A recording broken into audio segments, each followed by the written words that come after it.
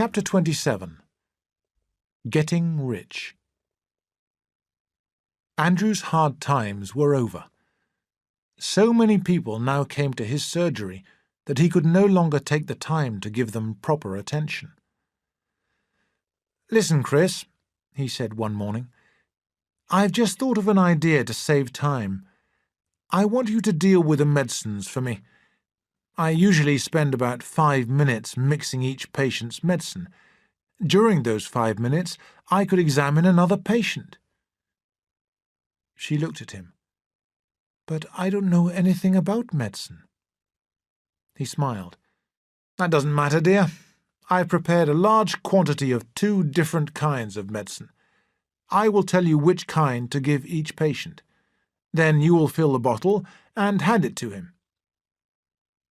Christine looked worried. "But, Andrew, do you really believe—" "Oh, I know that I used to talk a lot of nonsense about medicine at Aberalour, but I'm a practical doctor now. These medicines can't do any harm." Christine knew that it would be a waste of breath to argue with him, and so she agreed to fill the bottles. At every surgery, Andrew would run into her room to tell her which medicine to give each patient, and then run back to his surgery to attend to the next patient. On one occasion, Christine told him that one of the medicines was finished. "Never mind, give the other," Andrew shouted. "Give coloured water, give anything." After the evening surgery, Andrew would sit down and work out his accounts. "Heavens, Chris, we are doing well," he said proudly one evening. "Do you remember that miserable sum that I earned on our first day here? Well, today I made over £8. He locked up the money in a drawer and praised his wisdom in buying the practice. "Yes, and I'm attending high-class patients as well. We're going to be rich, woman." Soon he was able to tell her to buy new furniture for the house. "Go to the best shop, get all the new furniture that you want, get everything." Christine looked at him in silence. He smiled. "That's the joy of making money. One can buy everything that one wants. Let us enjoy our success." "By buying expensive furniture." He did not notice the bitterness in her voice. He laughed. "That's right, dear. Now's the time to get rid of all those terrible old bits and pieces." She burst into tears. "You weren't ashamed of it at Aberalour? Oh, those were happy days." She turned and ran out of the room. Andrew was very surprised. He thought angrily, "She doesn't care about my success. She doesn't care." But other people showed him respect. A week after his quarrel with Christine, Mrs. Lawrence telephoned and invited him to a lunch party on the following Friday. "1 or 2 important people who I would like you to meet will also be there," she told him. Feeling that he would be foolish to miss any opportunity of meeting people who might help him, Andrew accepted the invitation. But he did not want to run the risk of having another quarrel with Christine, and so, when Friday came, he told her that he was going to have lunch with Hampson. With a feeling of relief, he jumped into his car and drove to the home of Mrs. Lawrence. Several well-known people, including one of London's most famous doctors, were at the lunch party. The meal was excellent, with plenty of wine. Andrew drank, laughed, joined in the conversation, and enjoyed every moment. Although much of the conversation was as stupid as the talk at Hampson's party, Andrew returned home with a feeling of satisfaction. But next morning he had a shock. Freddie telephoned him to inquire, "Did you enjoy your lunch yesterday? How did I know about it? Haven't you seen the newspapers?" Andrew ran to the sitting room and hurriedly turned the pages of his newspaper. To his great surprise, he saw a photograph of Frances Lawrence and a report of her party, with the names of all the guests. He tore out the page and threw it into the fire. But Christine had already read the newspaper. She felt deeply hurt. Why had he not told her? Why? Why? She felt more sorry for Andrew than for herself. She knew that rich people could be ill as well as poor people, but she felt that Andrew was giving up all his beliefs simply to make money. Sadly, she attempted to do her housework. Suddenly, the telephone rang. As Andrew had by now gone out, she answered it. Her eyes became bright, excited. She kept looking out of the window, eager for Andrew's return. She forgot her sadness. She had received good news.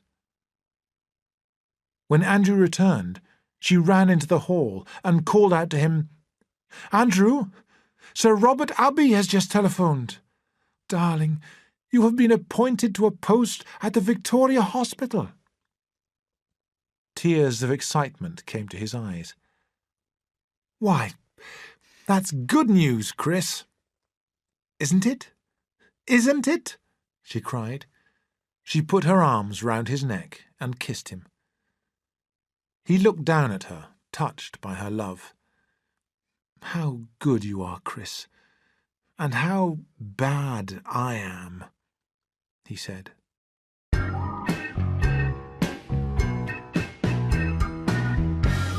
Chapter 28. Denny returns. To his great pride, Andrew was now a doctor in one of the oldest and most famous hospitals in London. The Victoria was certainly old. The building was in a noisy, dirty street, and it rarely saw the sun, even in summer. The department in which Andrew worked smelt of old age. Andrew worked at the Victoria on 2 afternoons a week, and all his patients had some form of lung disease.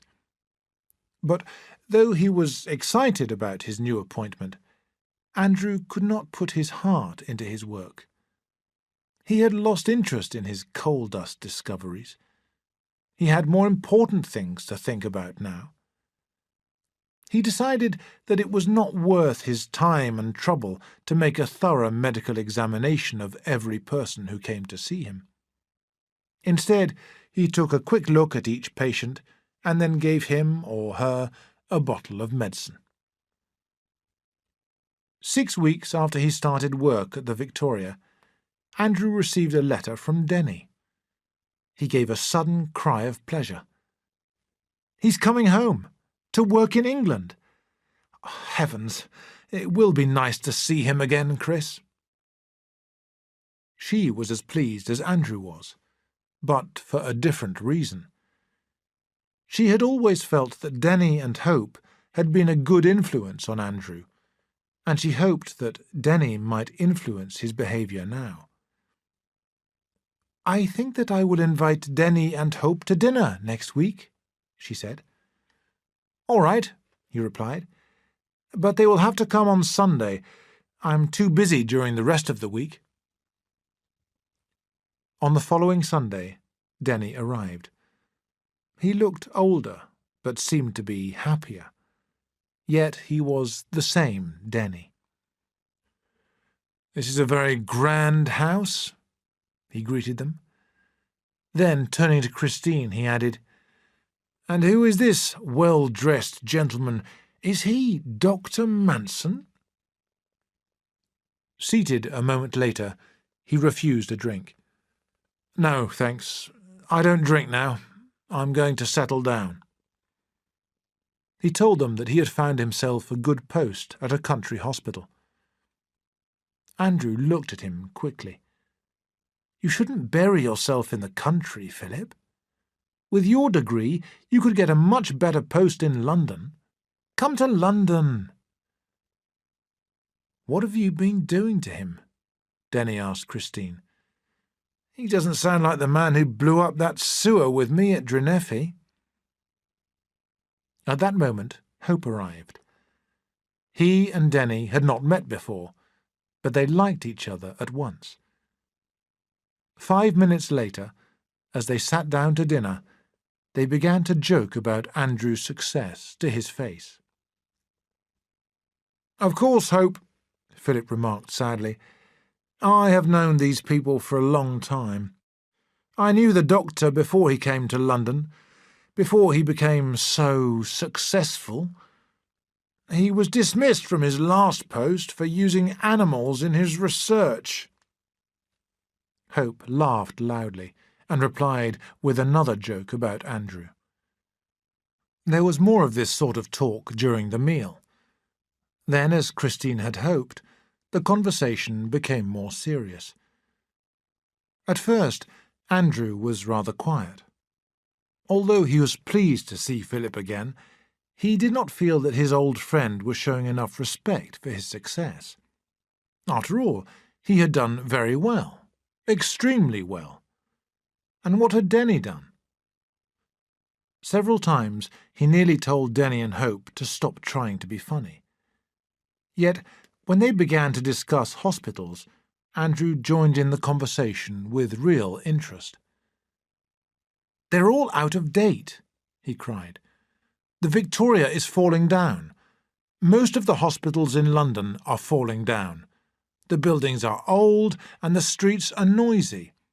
How can patients get well in such conditions? The whole system is wrong." "Well, what's the answer?" Philip asked, with an annoying smile. "What do you suggest? A new board of control with you in charge to reorganise all the hospitals?" "Don't be a fool, Denny," Andrew answered angrily. "The only sensible answer is to build new hospitals a few kilometres outside London, in quiet areas where there is good, fresh air. I tell you, the present system is terrible." "And what are we doing about it? Nothing. If I were in charge—" They talked until after midnight. Denny complained about the lack of knowledge shown by so many doctors, and Hope complained about the waste of medical supplies. Soon after midnight, Hope left. While Andrew was out of the room, saying goodbye to him, Denny gave Christine a small present which he had brought home for her from abroad. She tried to thank him, but he stopped her. His kind eyes avoiding hers, Denny said, "Don't worry about Andrew." He smiled. "But we must try to lead him back to his old Dreneffi standards, mustn't we?"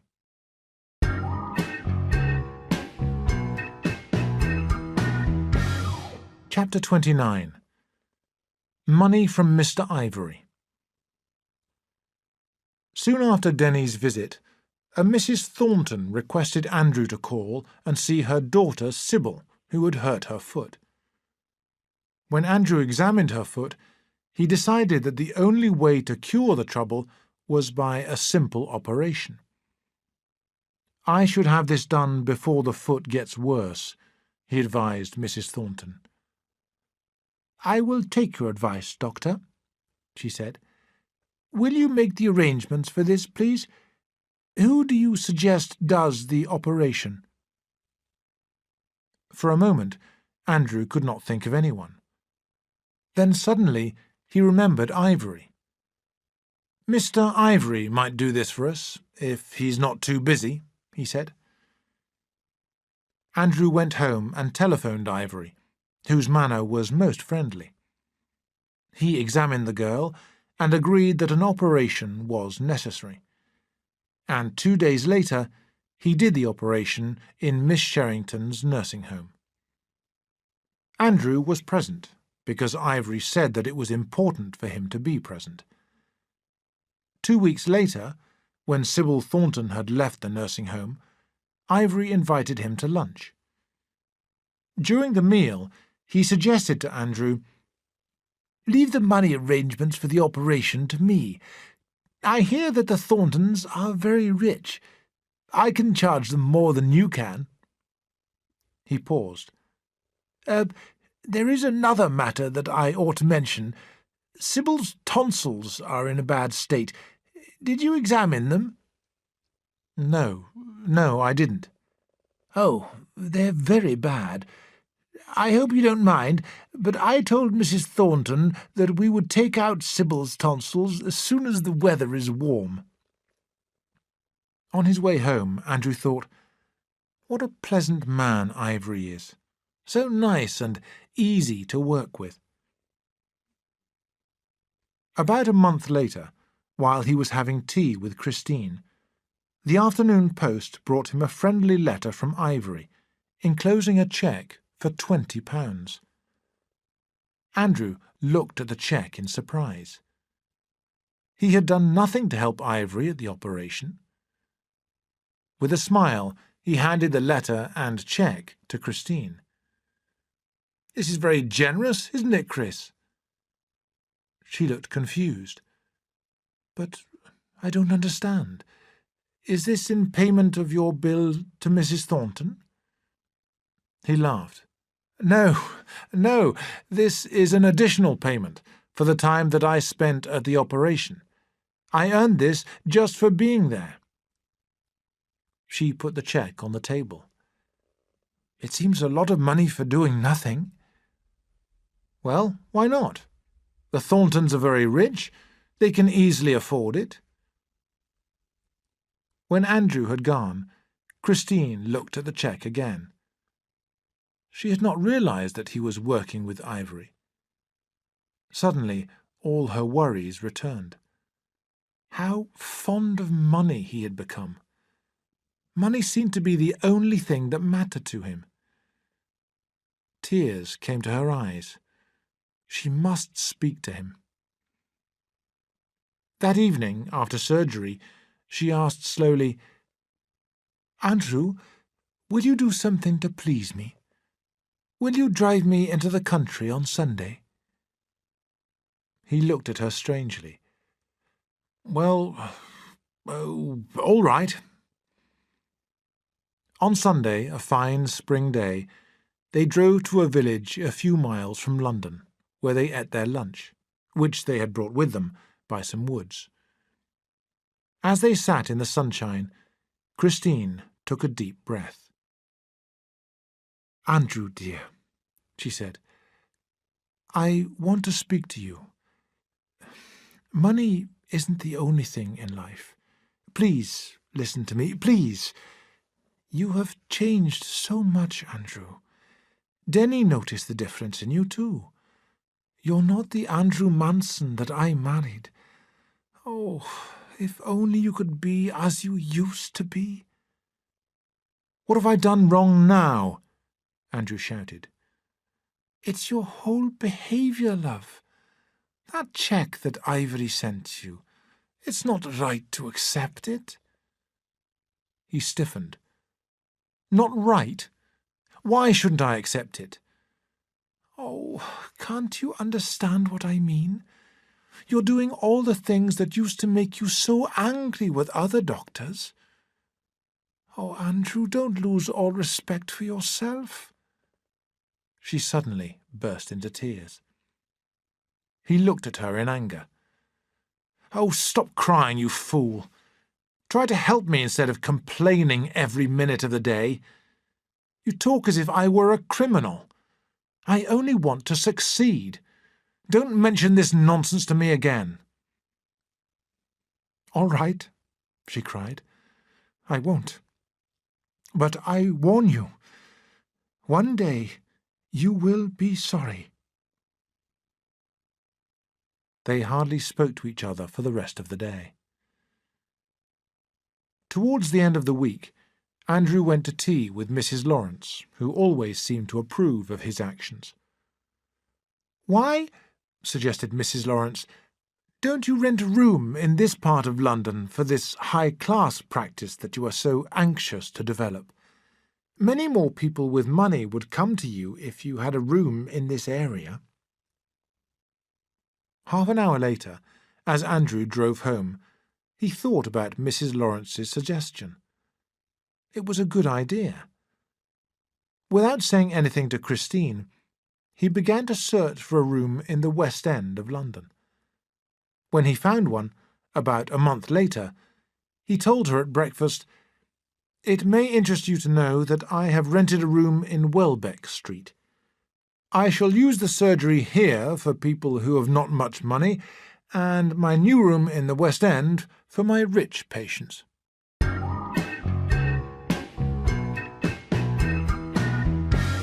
Chapter 30. Lunch with Mr. Stillman. The room in Welbeck Street gave Andrew a new feeling of his own importance. Francis Lawrence and Freddie Hampson made suggestions about decorations and furniture, and Hampson also found him a nurse, Nurse Sharp, a rather bitter but hard-working woman who was a friend of the nurse that Freddie employed. When his room was ready, it looked very grand. Andrew decided that he could charge his patients at least £3 a visit here.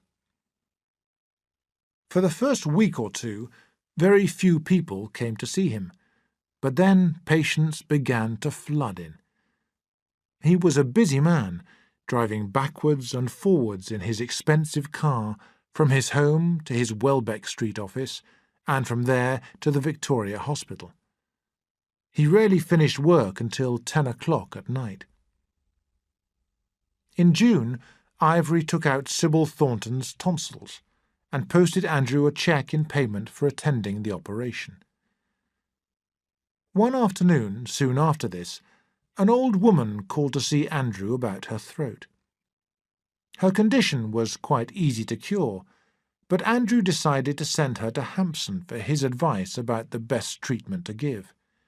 Freddie had been so kind of late that he wanted to give him this opportunity to earn himself an easy £3. A week or two later, Hampson, in return, sent Andrew one of his patients to examine. That evening, as he drove home from his West End consulting room, Andrew felt very pleased with himself. But he found Christine far from pleased. "Mrs. Lawrence telephoned you again this afternoon. No message," she told him. He turned red. "What do you mean, again?" "This is the 4th time that she has telephoned you this week." "Well?" "Nothing. I didn't say anything." "It's how you look. It's not my fault if she telephones me." He rushed out of the room. At once he felt sorry. Relations between Christine and himself were getting worse, and they had once been so happy. He had a sudden desire to please her. The next minute he was in his car, driving to see Miss Cram at her shop. When he returned, he went into the living room and called out, "Christine, come here a moment." She came at once. "Look, dear," Andrew said awkwardly, "I've bought you this. I know that we have been quarrelling of late, but this ought to show you—" He broke off and handed her a box. As she opened it, her hands trembled. Then she gave a little cry. "What a lovely, lovely dress!" Tears were running down her face. She turned to him excitedly. "You do love me, don't you, dear? That's all that matters to me." He smiled. "Of course I do. Listen, Chris, I'll take you out to dinner today." He took her to a very expensive restaurant. "We didn't have this sort of food in Drenefi," he laughed, as they began their meal. Andrew was determined to have a good time.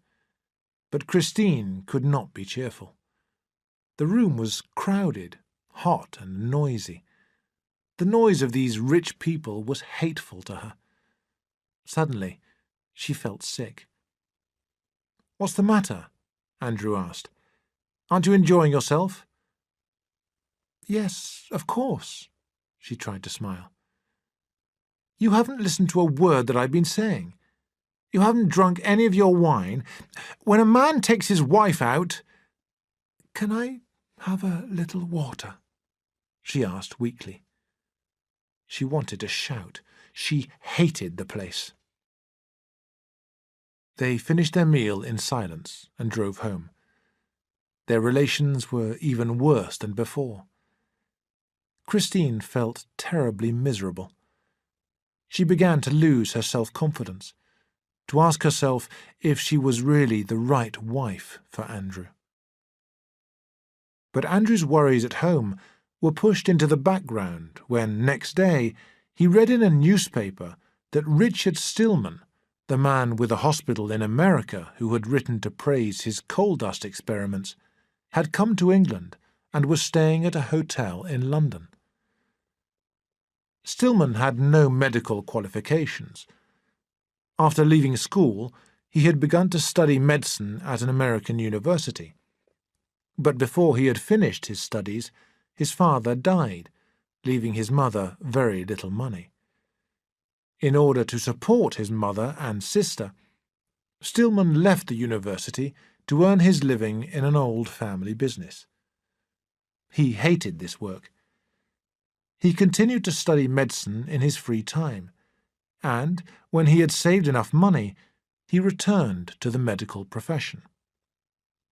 But so many valuable years had been wasted that Stillman did not take a degree. Instead, he built a hospital for the treatment of people with lung diseases. At first, the American doctors refused to recognize him. But Stillman cured so many people that other doctors had failed to cure that he gradually won the respect of the American medical profession.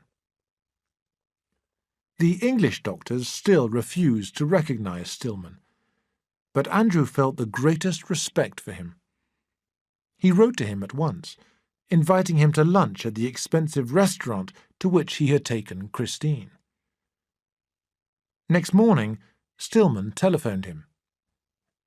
"Dr. Manson," he said, "I should like to meet you for lunch, but not at that restaurant. I hate the place.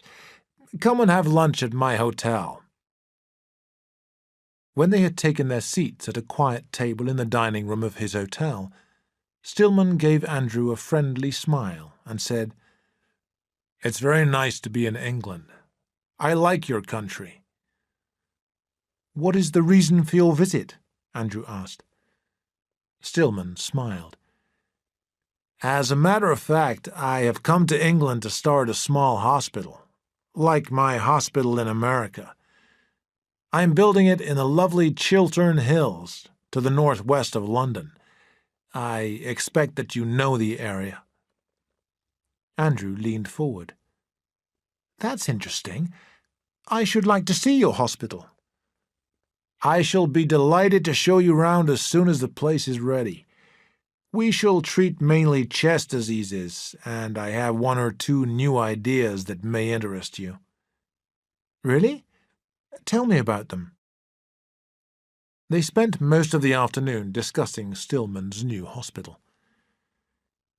Andrew left Stillman with a strange feeling of excitement. But when he returned home, he found Christine reading a prayer book. For some reason that he could not explain, this annoyed him. "Good heavens!" he shouted.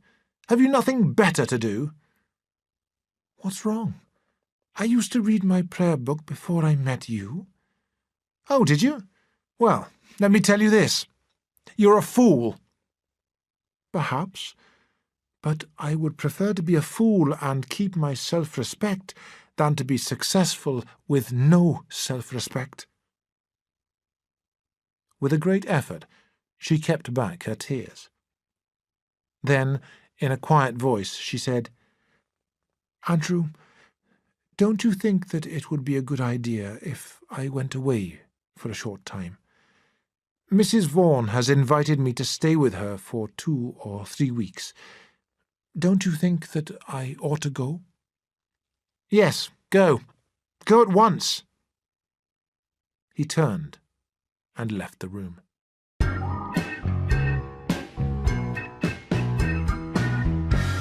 Chapter 31. Mary Boland. Christine's absence was at first a relief to Andrew. Then he began to ask himself what she was doing, and to look forward to her return. Although he told himself that he was now a free man, he had the same lonely feeling that he had experienced at Aberalour when Christine had gone away to stay with her aunt. He met Ivory, Freddie, and Deedman 2 or 3 times. He also drove to the Chiltern Hills to see Stillman's new hospital. He and Stillman became good friends. But his friendship with Stillman did not take away his loneliness. In the end, Andrew telephoned Frances Lawrence and asked her, "Would you care to drive into the country and have dinner with me tomorrow evening?" Her voice comforted him. "That would be very nice." The next evening they drove to a small country town where they had dinner at a hotel by the river. "We have known each other for quite a long time," Frances remarked, "but this is the first occasion that you have asked me to come out with you." "Are you sorry that you came?" She smiled. Does your husband know that we—" She looked up. "Don't you understand? Jack and I are good friends, but we—" She stopped suddenly. "Let's dance," she suggested. They danced. It gave Andrew a strange feeling of pleasure to hold her in his arms. When they returned to their table, he asked awkwardly, "Why have you been so kind to me?" His question seemed to amuse her. "You are very attractive, and what I like most about you is that you do not realize it." "No, do be serious." She laughed. "It's hot in here. Let's go outside and look at the moonlight on the river." They walked down to the river and sat on a seat. She looked at the moon shining on the water. "What a beautiful night," she said. He kissed her. Her lips were warm. She smiled. "That was very sweet, but very badly done." "I can do better," he whispered. He felt awkward, ashamed. He wanted to take her into his arms, but then a shadowy picture of Christine's tired, sad face looked up at him from the water. It worried and annoyed him. He kissed Frances again. "You took a long time to do that," she said. "And now, Doctor, I think that we should go home." They drove back to London in silence. Andrew was not happy. He hated himself. He tried to dismiss Christine from his mind, but he could not do so. When they reached Mrs. Lawrence's house, he got out of the car and opened the door for her without a word. "Come in," she invited him. He paused. "It's very late, isn't it?" She went indoors without answering, and he followed her. 3 days later, Andrew sat in his West End office, feeling tired and miserable. Suddenly, Nurse Sharp entered. "There's a man to see you, Mr. Boland. I've told him he'll have to wait." "Boland?" Andrew repeated tiredly, as if he had never heard the name before. Then suddenly his face brightened. "Con Boland? Show him in, nurse, at once. But a patient is waiting to see you." "Never mind about that," he shouted. "Do what I say." Nurse Sharp, annoyed at being addressed in that manner, gave Andrew one look and went out of the room. A minute later, she showed Boland in. "Why, Con!" Andrew called out, jumping up from his chair. "Hello! Hello!" shouted Con, walking quickly forward to shake hands with Andrew. "Heavens, Manson, it's nice to see you again. You're looking well? Well, this is a high-class practice." He looked at Nurse Sharp, who was watching him with scorn. "This nurse of yours refused to admit me at first."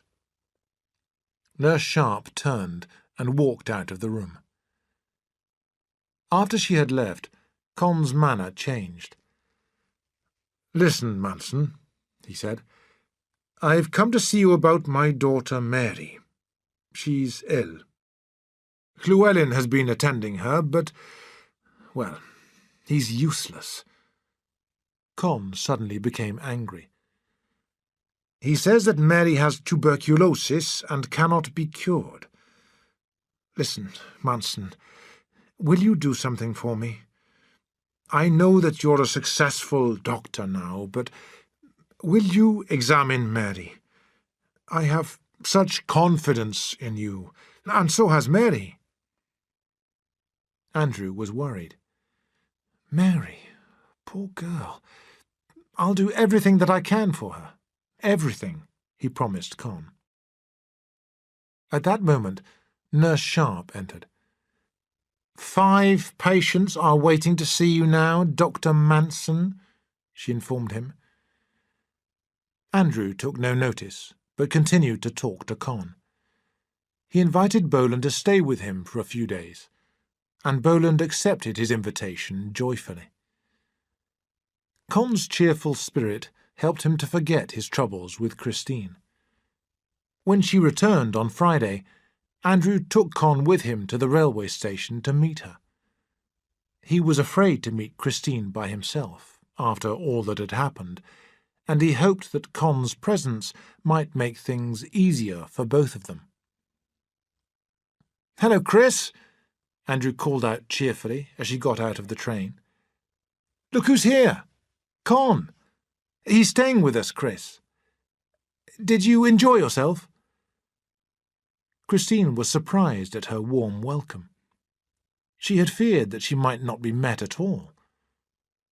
Sitting in the back seat of the car with Con, she talked excitedly. "Oh, I am glad to be home again," she said when they reached the house. She took a deep breath. "Have you missed me, Andrew?" "Missed you? I most certainly have." After a few minutes, Andrew, who still felt awkward, said that he must visit a patient and hurriedly left the house. "Thank heavens that's over," he said to himself as he got into his car. "I'm sure that she has no suspicions about Francis. That's all that matters at the moment." While he was out, Con had a long talk with Christine about Mary's health. Christine felt very anxious and advised Con to telephone Mary, telling her to come to London at once. When Mary arrived next day, her thin face and body gave Andrew a shock. He ordered her to bed and examined her chest. 15 minutes later, he returned to the living room looking very worried. "I'm afraid, Con, that Llewellyn was right. Mary has got tuberculosis," he told him. "But don't worry, the disease is in the early stage of development." "You mean that she can be cured?" "Yes, but she must go into hospital for special treatment. There is a doctor at the Victoria Hospital, Dr. Thorogood, who has made a special study of this disease. I will ask him to treat her, and if she comes into my hospital, I can watch her progress." "Manson, you're a true friend," said Con. On Saturday afternoon, Mary was admitted to the Victoria Hospital, and Con returned to Aberalour. "How nice to be together again, Chris," Andrew said, after he had left. He sounded sincere, but for some reason Christine did not believe that he really meant what he said. She went upstairs to her bedroom and cried to herself, "Oh, God, when and how will this end?"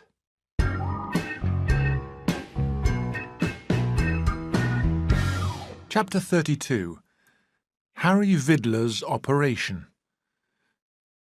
Andrew's dreams of success and wealth were coming true. His practice was growing every week. His business relations with Hampson and Ivory were very close, and were earning him a lot of money. Deedman was also sending him patients. And now Leroy, who owned a large food factory, had offered him a post as medical advisor to his company. Andrew had a feeling of power. He could do nothing wrong. Then, quite suddenly, and without warning, his whole life was changed. One evening in November, the wife of a shoemaker came to his house.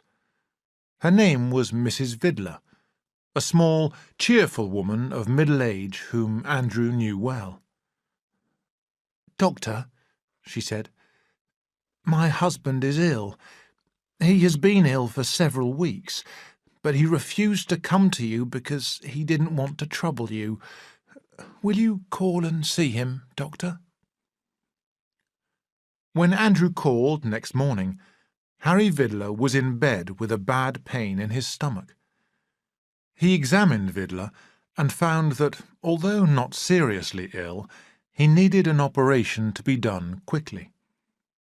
He explained this to the Vidlers, who asked him to arrange for a good surgeon to do the operation in a nursing home. That evening, Andrew telephoned Ivory. "I would like you to do a stomach operation, Ivory," he said. "The patient is a shoemaker. He has very little money, and so I shall be grateful if you will reduce your charges for him." Ivory was pleasant. They discussed the case for several minutes, and then Andrew telephoned Mrs. Vidler. "Mr. Ivory, a West End surgeon, has agreed to do this operation for £30, he told her. "His usual charge is £100, so I think this is very satisfactory." "Yes, Doctor, yes." She sounded worried. "It's very kind of you to arrange this for us. We'll find the money somehow." A few days later, Ivory did the operation in a private nursing home. Vidler was very cheerful. Before he was put to sleep, he smiled at Andrew and said, "I shall feel better after this." The next moment he was asleep. Ivory took his surgeon's knife and made a long cut in Vidler's stomach. At once a large flesh bag of poisonous matter sprang out of the wound like a wet ball. This bag was the cause of Vidler's pain. Ivory tried to catch hold of the ball and cut it away from the inside of the stomach. He must have tried 20 times, but on each attempt the ball slipped out of his hand. Andrew looked at Ivory in annoyance, thinking, "What is the man doing? Why does he find it so difficult?" Suddenly he realized that this was the first stomach operation that Ivory had done for him. He walked nearer to the table. Nobody else seemed to be worried. Ivory, the doctor who had put Vidler to sleep, and the nurses were all quite calm. But for some reason, Andrew had a feeling of fear. In the end, Ivory gave up the attempt and cut a hole in the bag itself. At once the bag burst and spilled the poisonous matter into the stomach wound.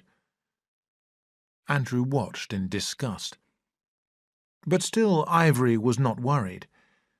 He cleaned away some of the poison and then tried, without success, to stop the bleeding. A wave of anger swept over Andrew. Good heavens, he thought. This man is not a surgeon. He has no idea what he is doing. The second doctor said in a quiet voice, "I'm afraid that he's dying, Ivory." Ivory did not answer, did not appear to hear. "Yes, he's dead now," said the other doctor. Ivory laid down his instruments. "A pity," he remarked. "The shock of the operation must have killed him." Andrew could not speak. He suddenly remembered Mrs. Vidler, who was waiting downstairs. Ivory read his thoughts. "Don't worry, Manson," he said. "I'll speak to the little woman for you. Come with me." Andrew followed him down the stairs to the room where Mrs. Vidler was waiting. "My dear lady," said Ivory, putting his hand gently on her shoulder, "I'm afraid that we have bad news for you. Your poor husband, in spite of everything that we did for him—" She turned white. "Harry," she whispered. "Nobody," Ivory continued sadly, "could have saved him, and even if he had lived—" She looked up at him. "I understand. Thank you, Doctor, for being so kind." She began to cry. He went out of the room, and again Andrew followed him. "Well, that's done," Ivory said coldly. "I'm sorry, Manson. I didn't expect that to happen. Of course, the man didn't die during the operation. I had finished before he died, so there is nothing to worry about. There'll be no need for an inquiry." Andrew was trembling with anger. "Oh, stop talking!" he shouted. "You killed him! You're not a surgeon. You never were, and you never will be a surgeon." Ivory gave Andrew a bitter look. "I advise you not to talk in that manner, Manson. It's the truth. Oh, God, why did I trust you? Why? Be silent, you fool!" Andrew was almost blind with anger.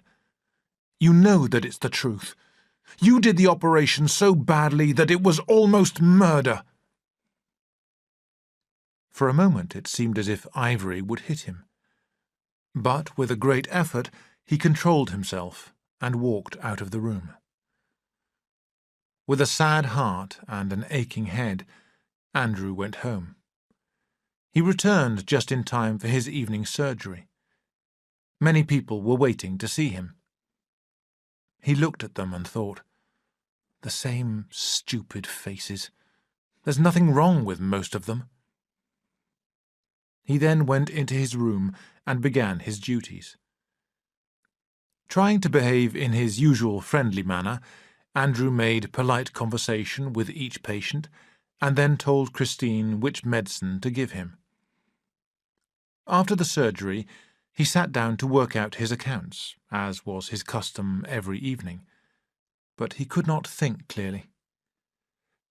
"Well, how much money have you made today?" Christine asked him. He did not, could not answer. When she left the room, he sat quite still, like a man in a dream. "Oh, God, what have I done? What have I done?" he kept saying. Suddenly, he noticed the bag of money which his patients had paid him for his services that day. Another wave of anger swept over him. He picked up the bag and threw it across the room. He jumped up from his chair. It was hot. He could hardly breathe. He ran outside to the back of the house and was sick.